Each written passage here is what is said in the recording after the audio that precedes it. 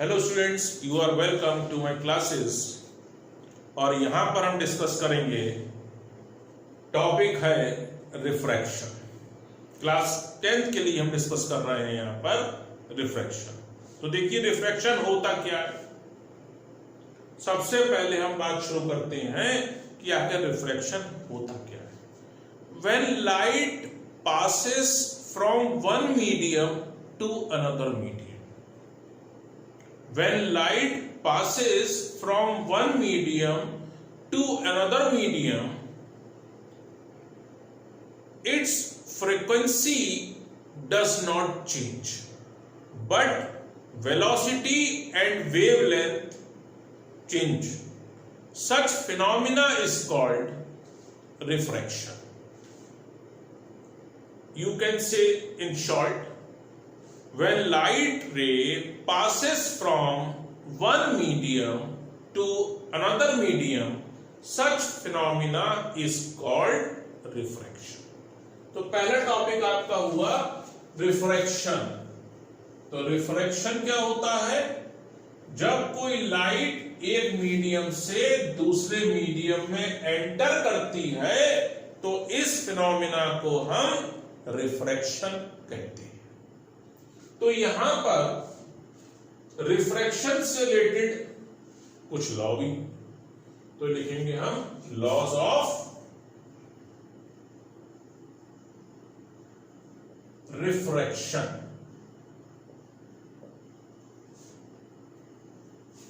इसको कुछ बुक्स ने केवल 2 स्टेटमेंट में डिवाइड किया, कुछ ने 3 में किया है। तो आप 3 में भी लिख सकते हैं, 2 में भी लिख सकते हैं। First, when light ray passes from one medium to another medium, when light ray passes from one medium to another medium, its frequency does not change, but its velocity and wavelength changes. यानी frequency change नहीं होती है, लेकिन velocity और wavelength change होती है। Wavelength का change होने का सीधा मतलब है कलर में चेंज होना, क्योंकि कलर लाइट का वेवलेंथ पर डिपेंड करता है। फिलहाल सेकंड, अब सेकंड यहां पर एक डायग्राम चाहिए ही होगा हमें। ये एक बाउंड्री है जो मीडियम वन और मीडियम 2 को सेपरेट करती है। इस बाउंड्री पर यह है नॉर्मल। एक लाइट रे जो इंसिडेंट होती है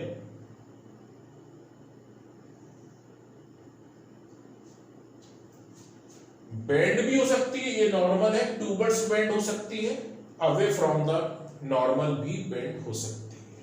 ये डिपेंड करेगा मीडियम के नेचर पर, कब बेंड होगी वो अभी हम, और कब टूवर्ड्स द नॉर्मल बेंड होगी, कब away from the normal bend होगी, इसको हम अभी डिस्कस करेंगे। फिलहाल ये मीडियम 1 है, ये मीडियम 2 है। ए ओ इंसिडेंट रे है और ओ भी रिफ्रैक्टेड रे है, एन डैश नॉर्मल है। तो सेकंड लॉ कहता है इंसिडेंट रे, रिफ्रैक्टेड रे and normal on the boundary which separates 2 medium all lie in same plane. Incident ray, refracted ray and normal at the point on the boundary which separate 2 medium all in same plane. ये तीनों ही same plane में होते हैं। Same plane का मतलब है अगर इस बोर्ड के प्लेन में ये इंसिडेंट लाइट रे है तो बोर्ड से बाहर नहीं आएगी। रिफ्रैक्टेड रे भी उसी प्लेन में होगी, नॉर्मल भी उसी प्लेन में होगी। ये कहलाएगा एंगल ऑफ इंसिडेंस और ये कहलाएगा एंगल ऑफ रिफ्रैक्शन। तो थर्ड लॉ क्या हो गया?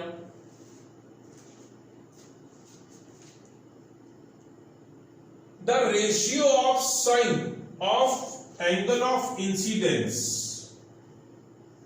to the sine of angle of refraction r is constant. This constant value is called refractive index of medium 2. Refractive index of medium 2 with respect to medium 1. ध्यान देने वाली बात है. Third, जिसे स्नेल्स लॉ भी कहते हैं. It is also called Snell's law of reflection. क्या कहा? The ratio of sine of angle of incidence to the sine of angle of refraction is constant, and this constant value is called refractive index of medium 2 with respect to medium 1, and denotation is 1 and 2. So what is 1 and 2? Refractive index of medium 2 with respect to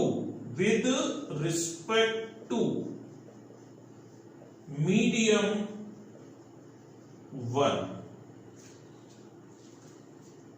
अब यहां पर आपके दिमाग में यह आ गया होगा कि भाई रिफ्रैक्टिव इंडेक्स आखिर होता क्या है. इसको हम डिस्कस करेंगे. तो यहां पर आप 1, 2, 3, जनरली कुछ बुक्स में केवल 1 और 2 हो सकते हैं, कुछ में 3 हो सकते हैं. तो अगर लॉस ऑफ रिफ्रैक्शन आए तो आप ये 2 लिखेंगे तब भी बहुत अच्छी बात है, केवल 2 और 3. इसे आप और तीनों लिखेंगे वो भी अच्छी बात है. तो आप अपनी नॉलेज के लिए तीनों लिखिए, लेकिन मेन आप आंसर शीट में जब भी क्वेश्चन आए तो इसे 1 और 2 करके आगे बढ़ सकते हैं. It is also called Snell's law. ये क्या कहलाता है? स्नेल्स लॉ भी कहलाता है. Snell's law of refraction. तो यहां पर हम बात कर रहे थे लॉज ऑफ रिफ्रैक्शन. तो फिर रिफ्रैक्टिव इंडेक्स की बात यहां से शुरू होती है. अभी ये बेंड किधर करेगी? नॉट टूवर्ड्स नॉर्मल या अवे फ्रॉम द नॉर्मल, उसके बारे में भी डिस्कस करेंगे. लेकिन सबसे पहले टर्म आ गई है रिफ्रैक्टिव इंडेक्स. उसको समझिए आप. तो आप अगर आप इसको अपनी कॉपी में नोट कर रहे हैं तो सबसे पहले रिफ्रैक्शन लिखिए, लॉज ऑफ रिफ्रैक्शन लिखिए. 1, 2, 3 मैंने अभी बोला था, उसे लिखिए, डायग्राम जरूर बनाइए और फिर आगे नेक्स्ट हेडिंग पर बढ़िए. देखिए,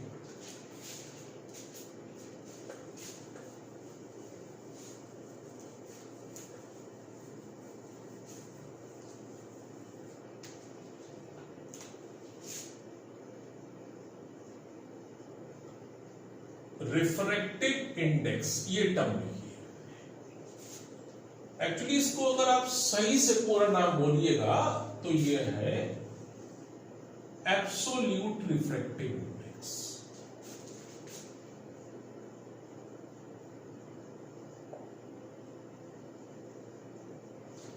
अब दिमाग में ये बात आती है कि रिफ्रैक्टिव इंडेक्स आखिर हमें बताता क्या है. तो आप समझिए, लाइट की स्पीड वैक्यूम और एयर बहुत ज्यादा फर्क नहीं है, इसलिए दोनों को बराबर मान के चलते हैं. लाइट की स्पीड वैक्यूम और एयर में मैक्सिमम होती है, जिसे हम C से दिखाते हैं, मैक्सिमम वैल्यू लाइट की 3 × 10⁸ मीटर पर सेकेंड. यहां लिख दिया मैंने. क्या लिखा? वैक्यूम और एयर. एयर में स्लाइटली लेस होगी, लेकिन इतनी ज्यादा फर्क नहीं, दोनों में आप यूज करेंगे. वैक्यूम या एयर में कितनी होती है. लेकिन इसके बाद किसी भी ट्रांसपेरेंट मीडियम में एंटर करेगी, लाइट की स्पीड डिक्रीज कर जाएगी. तो फिर हमें इससे क्या पता लगता है कि वो जिस मीडियम इसके रिस्पेक्ट में कितना ऑप्टिकली डेंस है। जितनी लाइट की स्पीड कम हो जाएगी वो मीडियम एयर या वैक्यूम के रिस्पेक्ट में ऑप्टिकली डेंस माना जाएगा। यानी कहने का मतलब यह है कि एयर से वाटर में गई तो वाटर एयर के रिस्पेक्ट में ऑप्टिकली डेंस है, क्योंकि उसकी लाइट की स्पीड उस वाटर में जाते ही डिक्रीज कर जाएगी। और भी ट्रांसपेरेंट मीडियम है, ग्लास है, डिफरेंट टाइप्स के ऑयल्स है, तो उसमें लाइट की स्पीड डिक्रीज करेगी और जितनी ज्यादा डिक्रीज करेगी हम उसे उतना ही ऑप्टिकल डेंस मानेंगे विद रिस्पेक्ट टू वैक्यूम और एयर। तो भाई कितना मानेंगे आप और कौन सा फार्मूला लगाएंगे? तो यहां पर लिखा गया है एब्सोल्यूट रिफ्रैक्टिव इंडेक्स, या सिंपली आप कह रहे हो रिफ्रैक्टिव इंडेक्स। तो रिफ्रैक्टिव इंडेक्स या आप पूरा नाम एब्सोल्यूट हो सकता है, क्वेश्चन में केवल लिख के आए refractive index. Absolute refractive index का फार्मूला होगा speed of light in vacuum, मैं लिख रहा हूं, शायद हो सकता है केवल वैक्यूम लिखा हो बुक में, और एयर। ऑप्टिक्स में यानी रे ऑप्टिक्स में आप वैक्यूम और एयर, लाइट की स्पीड के केस में वैक्यूम और एयर को एक सा ही मान सकते हैं, upon speed of light in the medium. इसे एन से दिखाएंगे, ये सी हो गया demotion, speed of light v। अब c तो एक निश्चित वैल्यू है, v जितना कम होगा उस मीडियम का रिफ्रैक्टिव इंडेक्स की वैल्यू उतनी ही ज्यादा आएगी, और ये quantity refractive index unit less है, इसकी यूनिट नहीं होती है। रिफ्रैक्टिव इंडेक्स एक यूनिट लेस, क्योंकि स्पीड की यूनिट अपॉन स्पीड की यूनिट, तो फिर वो यूनिट कैंसिल आउट हो जाएगी, तो यूनिट लेस रहेगा। अब बात, अगर आपको डिफाइन करना हो absolute refractive index, what is absolute, तो you can write the definition first. Absolute refractive index of a medium, absolute refractive index of a medium is defined as the ratio of, ये upon क्या कहलाता है, ratio, is defined as the ratio of speed of light in vacuum to the speed of light in that medium, n is equal to c over v। अब यहां पर एक बात note करने की है, आप नोट लिख सकते हो। क्वेश्चन ये उठा, यानी आपके पास क्वेश्चन आया, What is the refractive index of vacuum? तो सारे refractive index of vacuum या air ये आ गया।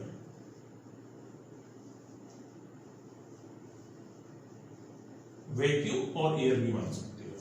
तो सभी फार्मूले में यहां तो सी ही रखना है, लेकिन यहां जिस मीडियम की आप बात कर रहे हो उसकी स्पीड रखना है। आप यह बात क्या कर रहे हो, रिफ्रैक्टिव इंडेक्स यानी एब्सोल्यूट रिफ्रैक्टिव, आप पूरा वर्ड समझ लीजिए।